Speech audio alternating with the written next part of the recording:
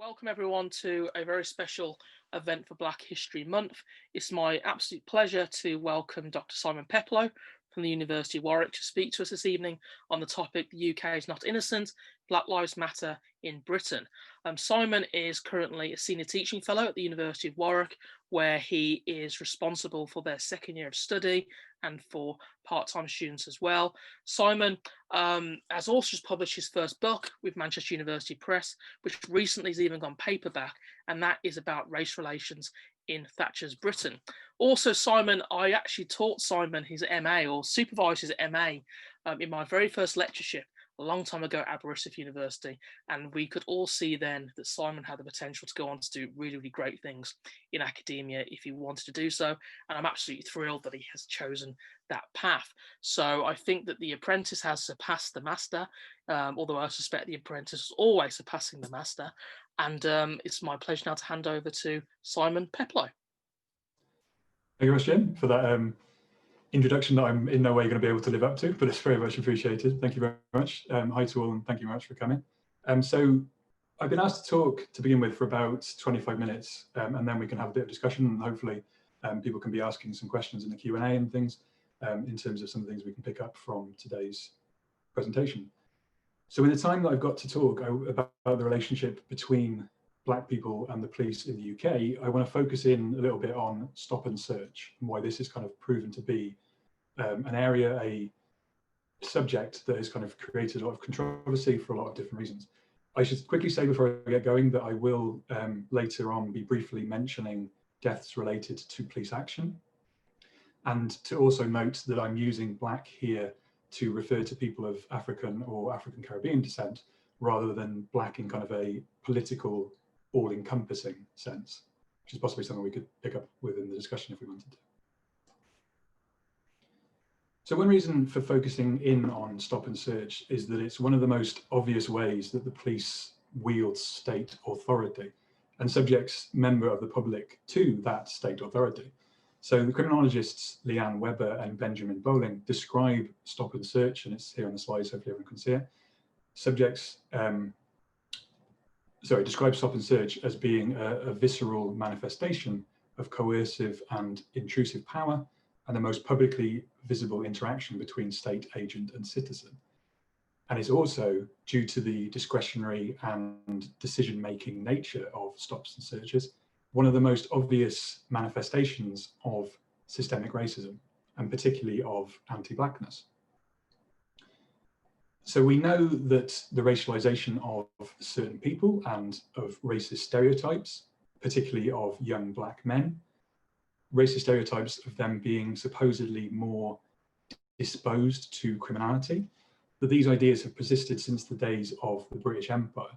So for instance, in the 19th century, so-called scientific theories of racial hierarchies, these argue that there's a clear link between race and crime. And if we jump forward and compare that with 1982, again, this is on the bottom of the slide, where Sir Kenneth Newman, who's the Commissioner of the Metropolitan Police, so this is basically the highest ranking police officer in the UK. In 1982, Sir Kenneth Newman described Jamaican people as a people who are constitutionally disorderly. It's simply in their makeup. And again, if we go into the 2000s, a police officer of colour recounted being advised by their senior police chiefs to focus their attention on, this is a quote, to focus their attention on Black kids with baseball caps wearing all the jewellery, because if you see 4 Black youths in a car, at least one of them is going to be guilty of something. So we can really see how the long legacies of these kinds of stereotypes and these racializations and how they're still occurring. So police use of stop and search as a power goes back hundreds of years, and there's some really interesting research that in early modern England, it was more influenced by gender than it was of race. So as at that point, women were much more disproportionately stopped and searched than men were. But stop and search really came to many people's attentions in the 1970s, when police officers were using increased and disproportionate use of these stop and search laws. So the most infamous of these was SUS, which people may be familiar with. And this was a shorthand for suspicious behaviour under Section 4 of the 1824 Vagrancy Act. And this was an arrestable offence without any crime having to be committed and any witnesses other than 2 police officers. So now if we take this back a little bit to when this came through, so in the mid-19th century, the government passed a series of acts, British government passed a series of acts that were designed to combat the perceived dangers of what they referred to as habitual criminals believed to be recruited from the casual poor. And the laws contain provisions that basically extended police powers under the 1824 Vagrancy Act. And in parliamentary debate about this, the government actually admitted that this law overturned, quote, an old maxim of English law that a man shall be presumed innocent until he has been proved guilty. But in response, the government at that time argued that this traditional English right did not actually apply to those who, by, in their words, waging a war on society, proved that they really were no Englishmen at all. So these laws were written and constructed with the language of allowing police to stop and search anyone that they deemed to be suspicious or deemed to be posing the greatest threat to British law and order. And of course, as ideas of British national identity became increasingly linked with notions of whiteness, this redefined Black people in Britain as being, quote, no Englishmen at all. So throughout the 1970s, a disproportionate number of Black people were stopped and or arrested, and about 3/4 of those who were arrested under the Sus law were Black. So to Black people in the 1970s, it seemed like being young and Black on English streets had been made basically into a crime. And in the mid-1970s, the police described Black crime rates as being, quote, a problem, despite the police having announced at the start of the 1970s that crime rates were much the same between white and Black people in Britain. And this, I think, demonstrates the impact of what writers like Stuart Hall have called moral panics. And Hall and his colleagues, in a great book called Policing the Crisis, again, it's on the slide, they write about fears of a supposed rise in violent street crime in Britain in the 1970s. And there's not much statistical evidence that actually supports this, but there is the perception that Britain's streets, and particularly its cities, have become more dangerous places in the 1970s. And this moral panic is heavily racialized. It draws on racist stereotypes and perpetuates ideas of Black inner cities that are kind of in decay, that are plagued with crime, these kind of ideas. And linked with this is the racialized discourse around mugging.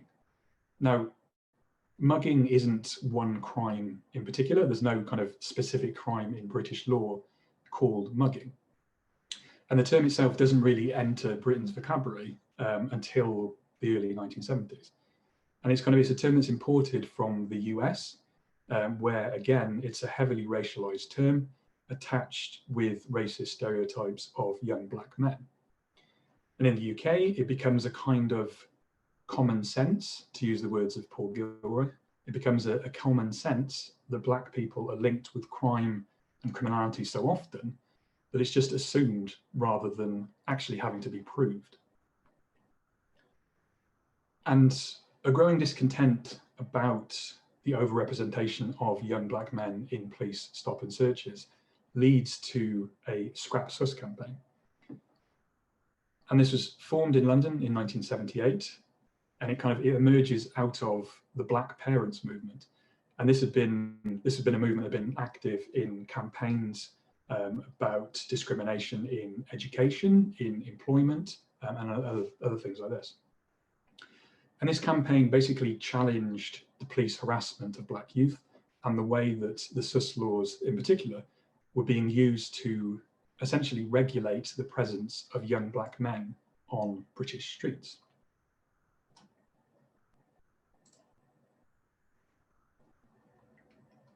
Excuse me. And a growing sense of anger and this kind of disproportionate use of things like sus laws also led to anti-police uprisings in the early 1980s. So beginning with several hours of disorder in Bristol, at St Paul's in Bristol, in April 1980, disturbances subsequently spread around England the following year, going into 1981. And this was most prominent in Brixton. And it later reached Liverpool, Manchester, Birmingham, just to name a couple of examples. And it's important not to kind of oversimplify or overemphasize the uniformity of events spreading around England in 1980 and 1981. But I think at their heart, they can be broadly characterized as anti-police uprisings, largely involving Black Britons. And in the years since, in some quarters at least, they have acquired something of an air of legitimacy as a rational response to the ongoing racism, discrimination and disadvantage that Black people were facing in Britain. And that this was kind of coupled with a failure of state mechanisms to do anything about it, to address the situation, to address the problems. So at the time in 1980, the Bristol Council for Racial Equality concluded that these disorders displayed a widespread feeling amongst Black people in Britain that there was, quote, no other way to make their points of view known. And as the sociologist John Solomos has argued, not all groups enjoy the same opportunity to participate politically through channels that are defined as legitimate. And politicians, particularly Thatcherite conservatives in the 80s, they decried these scenes and they portrayed these scenes as being, quote, alien to our streets, which both kind of disregards Britain's long history of violent protest, as well as, I think, being particularly revealing language in terms of this being portrayed as alien to our streets. And scholars such as Michael Rowe, for example, have argued that respect for law and order is often considered to be part of the British national character, and therefore that such public disorder is regarded as being un-British, and therefore the wider complaints that are being raised are rejected. However, despite that, after these disorders and the Scrap Sus campaign I talked about a second ago, Sus was repealed in the early 1980s. And Paul Boateng, he became one of the first Black British MPs in 1987. He was heavily involved in the Scrap Sus campaign. And he attributed its success to, this is his words, that it wasn't Black people asking white people to do something for them, it was Black people organising to make sure something happened. But kind of as we know, the end of Sus did not and has not ended police stop and searches or the overrepresentation of Black people in those searches. So for instance, the Criminal Attempts Act, which was brought in 1981 basically to replace Sus, that was described by a community group in Brixton as being even worse. So we can see that police use of stop and search has remained controversial, with two high-profile public inquiries. So the Scarman inquiry, which was launched into these anti-police uprisings that I've been talking about a second ago in the 1980s, early 1980s. That public inquiry and the McPhersons public inquiry, which was into the racist murder of Stephen Lawrence and the subsequent ineffective police investigation. Both of these public inquiries refused to recommend ending police stop and searches, instead concluding that the practice of stop and searches is required for the prevention and detection of crime. And that's despite ample and growing evidence demonstrating the ineffectiveness of stop and searches in actually preventing or detecting crime. I want to quickly talk about McPherson here, because he's been held up as kind of a key moment in modern history, and particularly in race history. And it's most well known for deeming the Metropolitan Police to be institutionally racist. And this is a big deal because previously the government and police and lots of other people have just argued that issues around police racism is due to so-called bad apples within the force that can be simply removed or given training, education to stop them from being racist.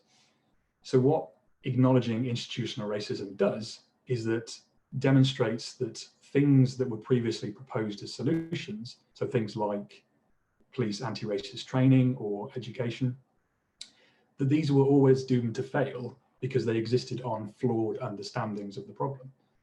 Systemic institutional racism cannot be addressed with responses that are based simply on assumptions that a few bad apples needed either extracting or educating. Rather, that it's actually built into the very foundations of these institutions. But publicly declaring that the Metropolitan Police is institutionally racist and addressing that effectively are obviously two very different things. So in 2013, a report by the Independent Police Complaints Commission concluded that the Met Police still failed to deal with the problem of racism or to investigate complaints properly. And last year, the head of the Metropolitan Police declared that the police were no longer institutionally racist, but at the same time noted that on the current trajectories, it would take over 100 years for the UK police to be actually representative of the communities that they serve. And Stuart Hall summarised some of the popular criticism of the McPhersons Report, which basically argued that the report's very generalised definition of institutional racism actually prevented any progress from being made. So again, this is on the slide, you can see that Hall concluded that if every institution is racist, then there's nothing to do but destroy them and start again, a recipe for inaction. So kind of returning to stops and searches for a minute, there was a brief drop in their use around the time of McPherson's public inquiry, basically as police confidence about their legitimate use declined. But similar levels returned quickly within a few years after McPherson's inquiry. So figures from 2009 to 2012, for example, show that the police in England and Wales stopped and searched someone every 58 seconds. And use of stop and searches in general, while they've somewhat declined in more recent years, figures show that there is now a worse racial disparity in stop and searches than before the McPhersons Report deemed the Metropolitan Police to be institutionally racist.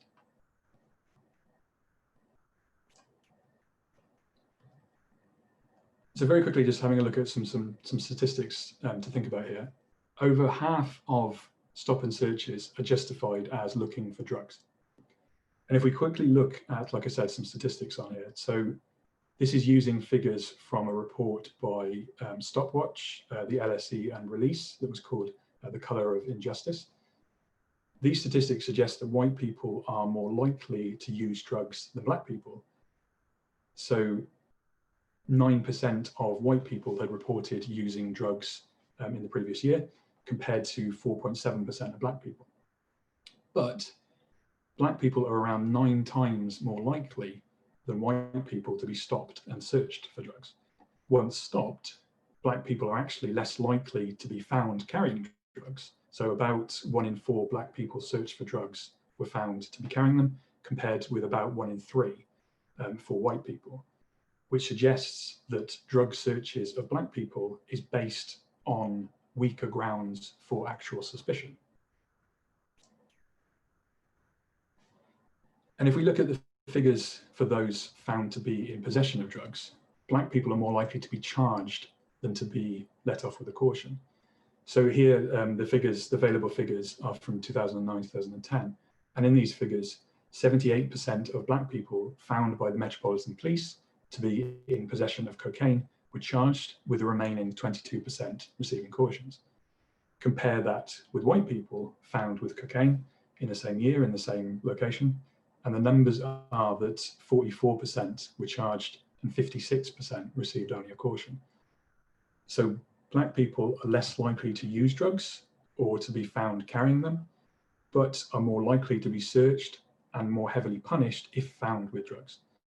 And systemic racism and racialized discourses obviously play a big role in this.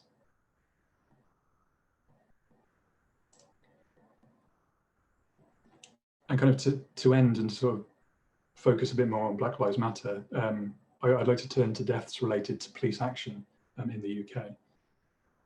So in the 1990s, a United Nations Committee Against Torture produced a report that criticised, in their words, the number of deaths in police custody in Britain and the apparent failure to provide an effective investigative mechanism to deal with allegations of police and prison authorities' abuse.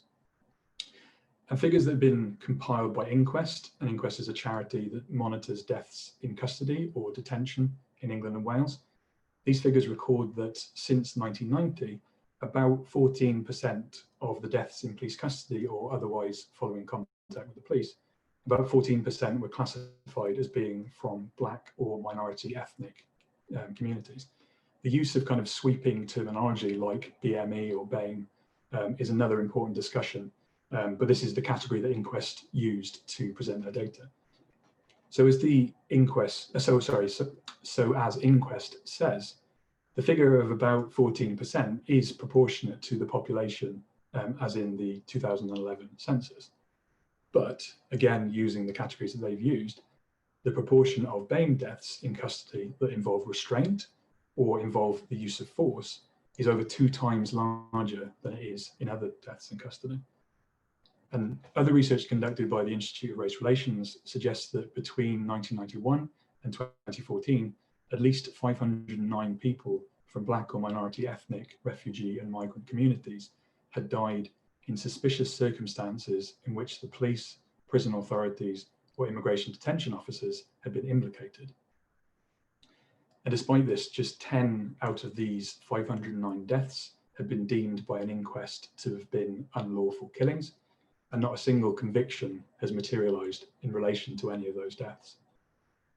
In fact, the last time that a police officer in the UK was successfully prosecuted concerning the death of somebody in custody was in 1971, when 2 Leeds police officers were involved in the death 2 years previously of a homeless British Nigerian man called David Oluwale. And these police officers in Leeds had basically waged a 2-person campaign to force Oluwale out of the city by abusing him on sight and infamously writing a racial slur as his nationality on his arrest sheet.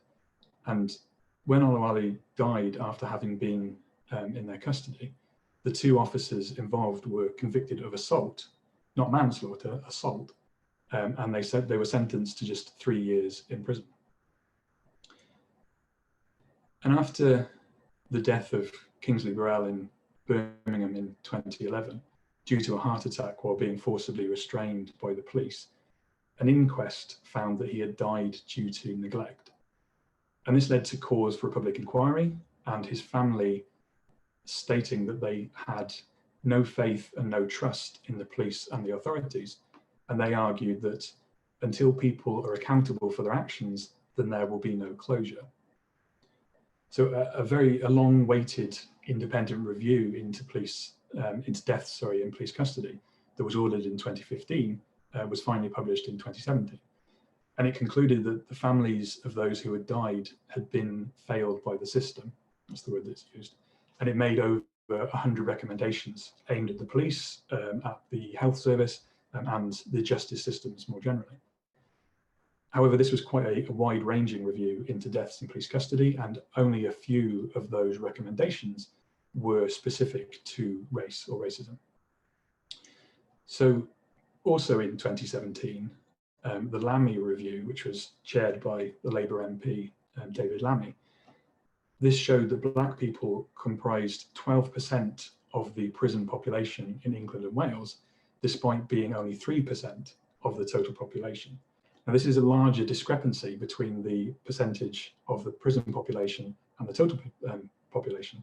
This is a larger discrepancy than the corresponding figures in the United States. And the Lammy review also made 35 recommendations, and the Ministry of Justice has recently said that about half of these have been implemented. And the recent Windrush review, obviously into the ongoing Windrush scandal, which was published in March, that also made 30 recommendations, although infamously its draft conclusion, which labelled the Home Office as itself being institutionally racist, that was removed prior to publication.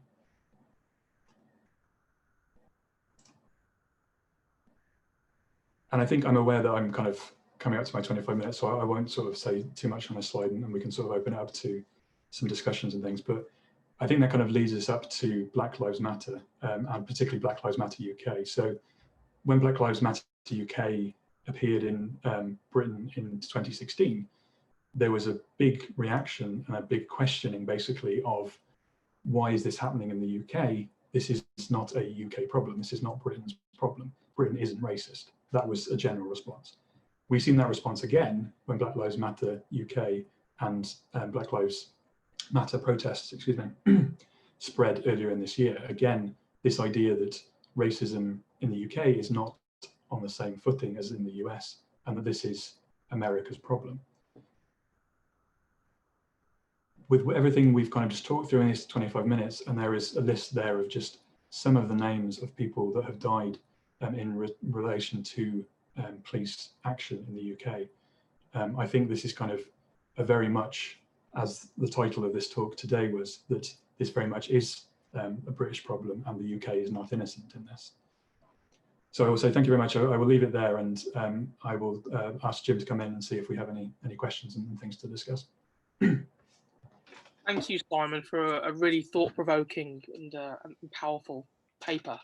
That's really, really interesting and really important. And thank you for doing that. And if anyone does have questions, there's a Q&A function on the bottom of the screen. So please pop your question, click on that, and pop your question into there. We have a question already. So I shall set aside my chair's privilege, and so to speak, and not ask the first question. I'll maybe ask a question in due course. But Gary asked a question. Research I've undertaken with colleagues suggests that Chinese origin people face higher levels of racism than any other minority ethnic group. And asking Simon if you'd like to comment on issues around stop and search for this group, as they don't seem to feature in official or even unofficial data. Any thoughts about that one, Simon? Yeah, I think that's an interesting one. Obviously, my my main area of research is more to do with Black British people, but I think it's kind of, you know, to speak to the point more generally, I think it's interesting in terms of sorry, I'm just finding the question again so I can read it. In terms of how people are categorized, if that's the right word, and how they are seen within these categorizations, and how they're constructed as within kind of racializations of different groups in society. So I think it's you know, I think that sounds really interesting research, and I'd absolutely love to read it, and I would definitely look into that and after today. But I think it's kind of, you know, it is interesting in terms of, so I kind of, this is in my mind, so this is a slightly abstract response to the question, so apologies to Gary, I think it was, but this is just in my mind because I happen to be teaching a seminar on it this morning. In terms of racialization of different groups, so what we were thinking about this morning was Irish migrants in Britain in the late 19th and going into the early 20th century. And that in this period are seen very much, both officially and by the public, as being, quote, a problem group.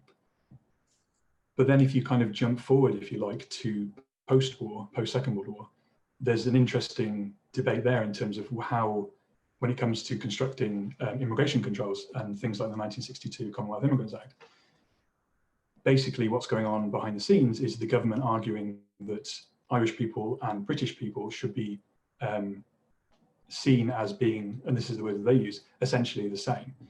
So I think it's interesting looking at this in terms of the racialization of different groups and how at different times in British history, different groups have kind of been seen as more quote unquote problematic or problem groups as opposed to others. But I think it's a really interesting question. I think it's kind of, you know, one to definitely think about. Thank you, Gary. Okay, thank you, Simon.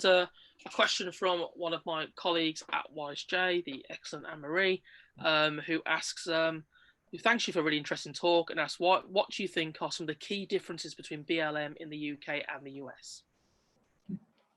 Well, thank you, firstly. Thank you very much for coming, and interesting question. I think kind of, you know, again, we were having a conversation earlier about this, that one of the challenges, if that's the right word, that BLM in the UK faces, I think, is the constant response, not necessarily from everybody, but that there is that constant response that this isn't a problem that the UK needs to do anything about.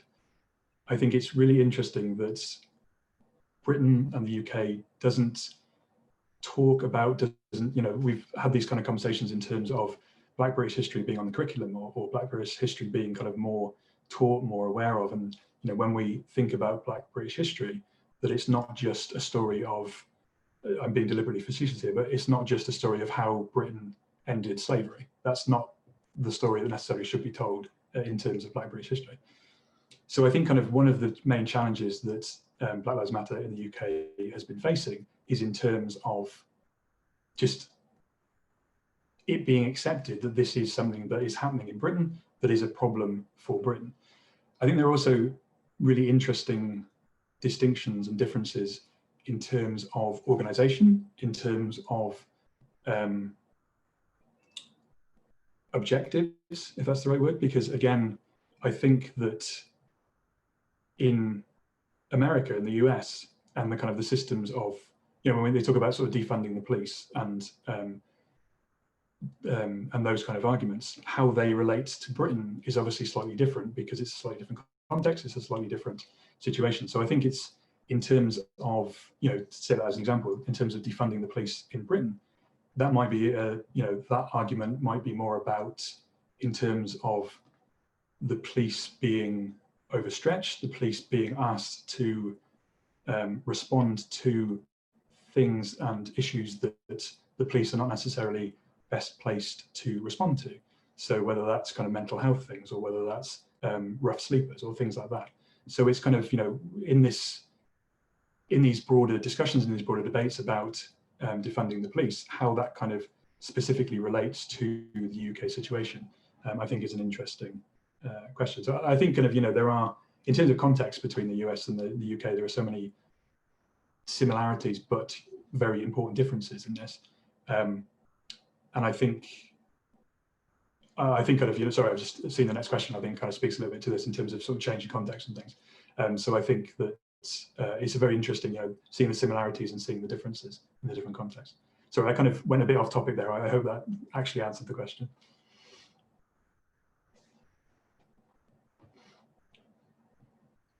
I muted myself. Unmuted myself. I think it's the phrase of the year, isn't it?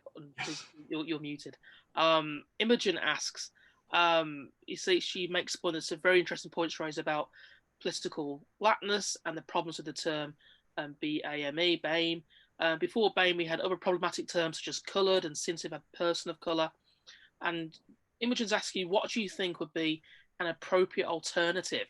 And she's asking as a BAME young woman, and she's even unsure what the answer would be herself. And in the chat, Imogen highlights an article she actually wrote in the York Vision, which you might want to have a look at some point. And also Anne-Marie said you answered your question, and thank you. So what do you think Imogen's question? Yeah, well, thank you to Anne-Marie. And yes, absolutely to Imogen. I think that sounds excellent. I'd really like to read that article that you talked about. I think my honest answer to that is that it's not for me to say. It's not my place to suggest a alternative in terms of these kind of terms, in terms of these kind of. I think the problem is with, and this is kind of an argument, and like I said, I'll look forward to reading your article afterwards and see if you've these are some of the things you touched on. But I think a lot of the issues with terms like BAME and kind of, even, people of colour, person of colour, is how sweeping they are and how kind of they are still constructed in opposition to whiteness, which is somehow seen as being the norm, as somehow seen as being something that other groups need to be constructed against. So I think it's not an easy question to answer. I would certainly say that, but I think less sweeping generalizations, I think in general, I think would be good for this. And a bit more, I suppose this comes a little bit back to the first question in terms of different groups being represented in different groups being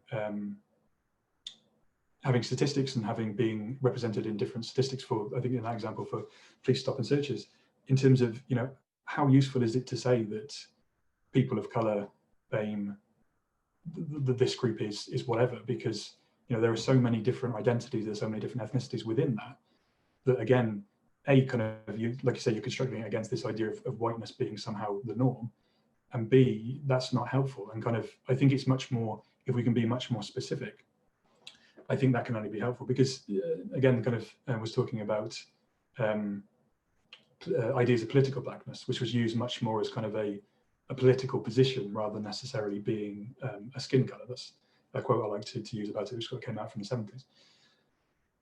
And I think, there's a lot of pushback against political blackness, and kind of one very key one was from British Asian communities and British Muslim communities, saying that to be kind of subsumed within this idea of blackness, political blackness I'm talking about now, it's sort of,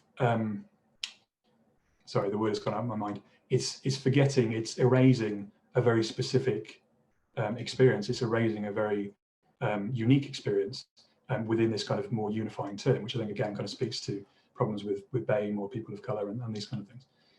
So I think that in general, the more specific the terms can be, the better. I think it's, again, kind of political blackness comes out of a response to a unifying, it comes out of a response to kind of colonialism, British colonialism, and a response to, we're all in a similar position here in terms of our relationship to British colonialism. And I think, there are times where political blackness, we can see sort of in the 70s and the 80s, works very well in terms of kind of organisation, in terms of sort of groups coming together and working to better situations and kind of to address certain issues in society. And there are situations, where, exactly as I talked about a second ago, all it does, or all it's perceived to be doing, is really focusing in on a shared experience, which is kind of really undermining any kind of individual experience. So this is a very long-winded response to the initial question, which is just that I think being more specific with these terms, I think is the good thing, rather than attempting to keep finding, what is the next, if it's not BAME, is it paper or colour, what's the next term? I think it's just specificity. I got it that time. But thank you. Sorry, I will find out your article and read it. That sounds really interesting. Thank you. Thank you, Simon. And in the absence of any other questions here at the moment, I've got a couple of questions. I'll just ask the one for now, though, if I may. And that is, I'm really interested in the government's response to what's happening in the early 80s, in the protests and the outbreak of violence and so on. How did they respond, and what was driving their motivations? Because often I think when you look through government papers, there's no real big plan. They're actually often just responding to stuff. And obviously different things drive the motivation. So how were they responding? What was motivating them? Was it electioneering? Was it good policy? Were the debates in cabinet and civil servants and so on? So should you maybe tell us a bit more about that? I know it's probably touched on your book a bit, but tell us a bit about that, please. Yeah, absolutely. I should have guessed that you might ask a question about kind of Thatcherite, the 1980s.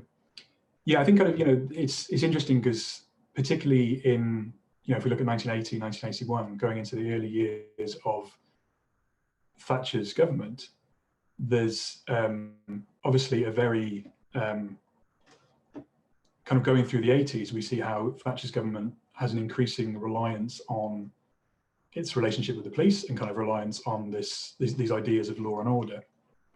And I think ideas of kind of, as I touched on a little bit today, I think that ideas of kind of British nationality are reconfigured to certain degrees within the Thatcher years as being kind of around ideas of law and order, around ideas of these things. In terms of their response, I wouldn't disagree with it being quite, as with a lot with Thatcherite Britain, is that it's sometimes difficult to see a very strong, clear, overriding plan, and it being kind of more piecemeal in certain points. I think it's interesting that outwardly there's always there's very regularly Conservative politicians, Thatcher herself and kind of Whitelaw as Home Secretary and other people, announcing things like, this is just sheer criminality. There's no excuse for what's going on, whatever the reasons are. There's no excuse for sheer criminality. And there's also the refusal to link this at all with conservative economic policies, because to do so would obviously, question the whole kind of Thatcherite project, if you like.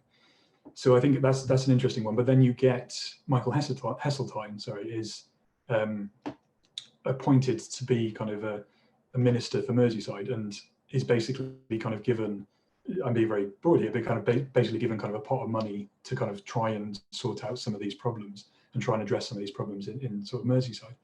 And I think, that's very interesting in terms of, it's quite revealing, I think, in terms of publicly they're saying, this is nothing to do with economics, this is just kind of sheer criminality and these kind of things. But actually by those other kind of responses and those other kind of things, they are drawing a link, or at least, we can draw a link between them, I suppose, in terms of how these things might be connected.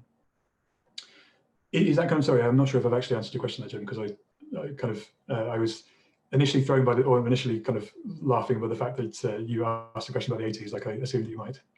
No, that's great. Thank you, Simon. Brilliant. Oh, thanks, Jim. Yeah, I've got another one as well, but I'll hold it back for now. So again, it's probably not, wouldn't surprise you actually, the type of question. But the also got someone from one of our attendees who quotes Trevor Phillips, who was of course our chair of the Equality and Human Rights Commission, as saying that young black men are more likely to be involved in knife crime because of the areas that they live in and the gangs that in those contexts. And I suppose the attendees asking what do you think about that, and is Trevor Phillips perpetuating a myth? I'm not aware of that. I'm not aware of that detail, that quote. So I suppose over to you as the expert. Yeah, I think kind of. I think it's fair to say that Trevor Phillips. Sorry, I'm going to cough. Sorry, I've been talking a lot today. I'm not used to it. I think it's fair to say that Trevor Phillips is an interesting individual in this, because he wrote with his brother. He kind of he wrote and produced and made a very interesting documentary and kind of a book that came with it called Windrush in kind of the late 90s. Sorry, and kind of documenting this idea of the subtitle of that book is The Irresistible Rise of Multiracial Britain, and this is a whole other thing, but he's kind of perpetuating this idea that Windrush arrives in Britain in a couple of years after Second World War, and all of a sudden, we've got this unstoppable march towards multiracial Britain. People have questioned that. People have criticised that because it implies that immigration only began into Britain in the post-war years, which is of course complete nonsense. But there are certain things about that. Excuse me. Sorry. I think it's interesting. The reason why this is in my mind, because I recently wrote an article about this, is that I sort of charted different points in newspapers' discussions about this, and Trevor Phillips is a name which comes up quite often.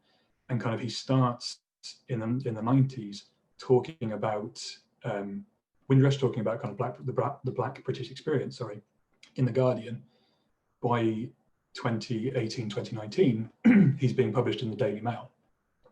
I'm not necessarily making any judgments about that, but just to raise the point that there is a clear change in his political outlook. There is a change in kind of what he's saying, I think, and I think that is reflected in where these comment pieces are being published. So that's kind of what I briefly say about Trevor Phillips.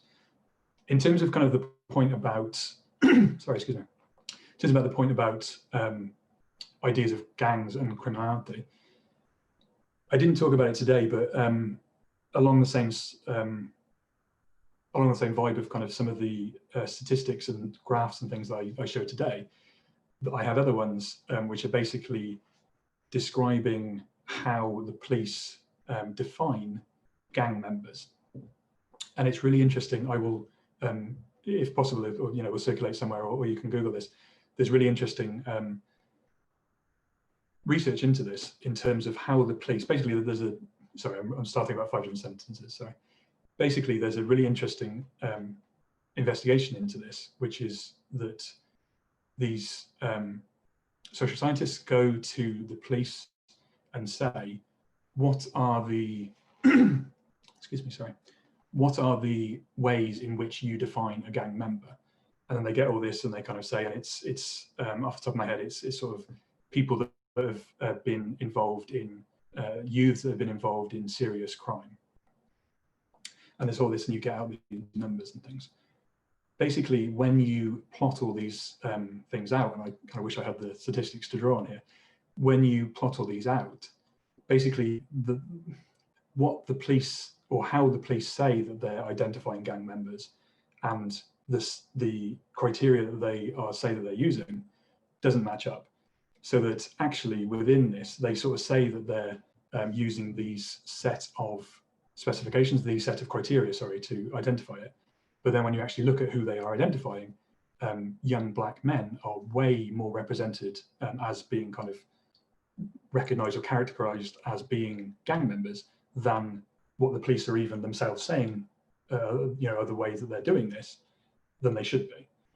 I've described that terribly, sorry, because I'm trying to, like I say, I wish I had the statistics to hand to show you, but basically it's very much talking to the point that was made.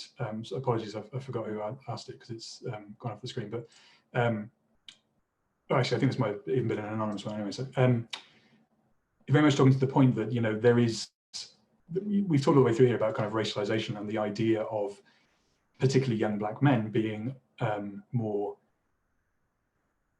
likely to be involved in certain crime. So kind of, if we go back to the 70s, I talked about mugging, and there's this idea that, this is a quote unquote black crime.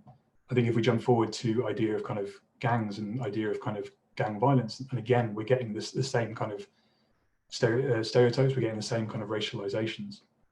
And I think that there are things that you can look into in terms of, so Glasgow, I think, was one that sort of has done various things in terms of knife crime, and looking at it as kind of not just a policing issue, but as a kind of a public health issue. And it's community initiatives and youth clubs and trainings and things, and how that has kind of addressed the issue in Glasgow as opposed to the issue in, for example, London. And I think that kind of very much speaks to this, the constructions of this as being like I say, a racialized crime, constructed as being a black crime. Again, that was a very rambling response, apologies. And like I said, I do wish I had the graphs to show you, because that would have made what I said in the middle a lot clearer, but hopefully that addresses the question that was asked. I think it does. Thank you, Simon. So addressing questions about Imogen sends a thanks, by the way, for your answer earlier on. Thank you, Imogen. Of any other question, I'll ask my second one, if I may. Just really about, to go back to the idea of stop and search, and is this just a British? I know it's obviously not just a British thing. Happens in everywhere. So it's a kind of learning between governments or police authorities. Are they never like exchange of ideas? Are we looking to say what the United States are doing? Are they looking at what we're doing? How does, is there any kind of learning or a transnational sharing of ideas going on this? Yeah, absolutely. I think, particularly with the police, I think it's interesting in terms of, and particularly with the US, I think it's interesting in terms of a lot of those conversations. So one thing that's interesting, I think, with the British police and sort of British government more widely, I suppose, British police and then the British government, excuse me, is how for many years Britain didn't record crimes, didn't record people that they spoke to, witnesses and things, by race, because it was kind of seen as that was, that's not the British thing to do. The British thing is not to note kind of who we're talking to in terms of their race and things. And then sort of very gradually, I think they realised that actually it's quite useful, or it might be quite beneficial, to know the amount of people that are, for example, being stopped and searched, being a certain race or being a certain kind of ethnicity or whatever it is. So kind of, there's a gradual response there. And one of the ways that they do that is by sort of speaking to the US and saying,